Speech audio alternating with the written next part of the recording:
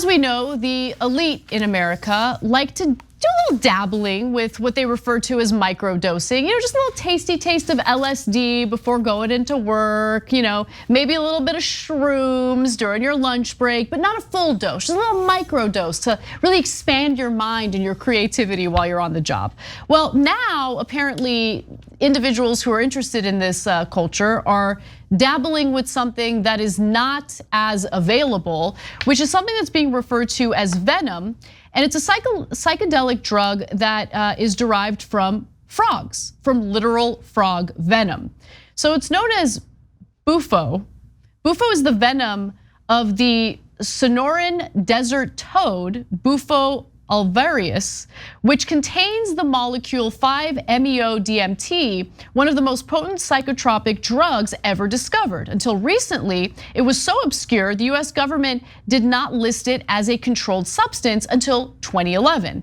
So here's a fun photo of the frog in question. This is the frog that has the venom that people are now scrambling for so they can microdose and expand their minds. Now, for 9 months out of the year, the Sonoran desert toad lives under sand and of the Mexican desert, and then it does it to survive the heat. But when it rains during the winter, it emerges to eat and mate, have a good time, okay? So that's when individuals looking for this venom go into action, okay? Bufo hunters catch the toads at night using flashlights. The toads freeze when confronted by a bright light, then milk the venom from the toad's glands, typically holding a mirror up to catch the spray. Overnight, the milky venom dries on the glass, turning into flaky crystals, leaving behind only the active ingredient and none of the lethal toxin. The toads are allegedly unharmed. Now then, the crystals are smoked for the full experience of this psychedelic drug. Now, what do the users experience? They experience such a disillusion of the self and ego that they feel they are dead or dying. Sounds like a lot of fun. That they exist in a blank space and they slowly reemerge to be born again, flushed of their perceived flaws and addictions and no longer able to feel pain from past trauma. And look, I know I'm being like a little jokey in presenting this. I'm sure, I don't know, I'm not an expert on this. There should be some studies. It could be a useful medication sometime in the future, right?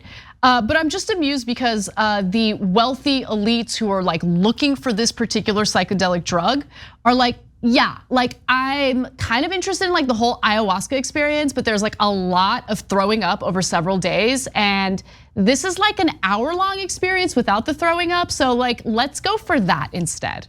It's just amazing. Yeah, well, look, I got a lot of mixed feelings about it. First of all, I'm worried about these toads because the toads were not harmed in the making of this drug. If you say so, was there anybody out there? Are we sure about that?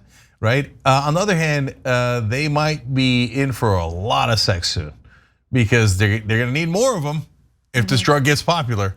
And if they're the only ones who can produce it, I mean, get it out of the way. If this lily pad's rocking, don't come a knocking. Oh my God. Okay. Ribbit? Yeah. I mean, Frogger's got a whole new meaning now. And I love the name Bufo. How fun is Bufo? But there's logic in it too, though. Yeah. Okay, we can make fun of the wealthy and the elites, and their microdosing is hilarious. No, you just want to get high during the day, Just keep it real. I know a lot of guys who microdose on marijuana too during the day. So, anyways, it does get me closer to God. Not that I do it during the day. I never do it during the day. Okay. But seriously, I don't. Okay, now I seem super guilty. I know, right? No, I don't. I swear I don't. Not in the middle of the day. No. Okay. Anyways, don't go Bufo yet. Okay. But yeah, the ayahuasca and stuff taking a couple of days. I'm like, Jesus, you're gonna have to take some PTO to get an hour, and you're gonna give me this Bufo thing where I feel like I've lost my soul. Well, that sounds fascinating. I don't know if it sounds good, but it sounds interesting. Right. I don't like that whole thing about losing all the past trauma. You may think, well, that sounds pretty good.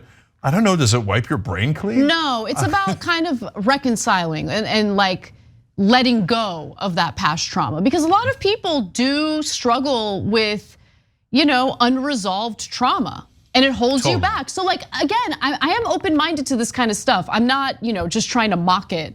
I'm mocking the elites who they're like, do we really need the shamans, and do we really need to go to Peru and throw up all day? I don't want that. It's just more like the entitled nature of the individuals who are talking about this potential drug. I like the idea of some Silicon Valley executives on all fours in the Mexican desert looking for a bunch of frogs, right? But overall, no, I'm totally open-minded about all this. I recently talked to an advocate who talked about how LSD, mushrooms, those kind of things are actually not that addictive. They're psychologically addictive, but they're not physically addictive.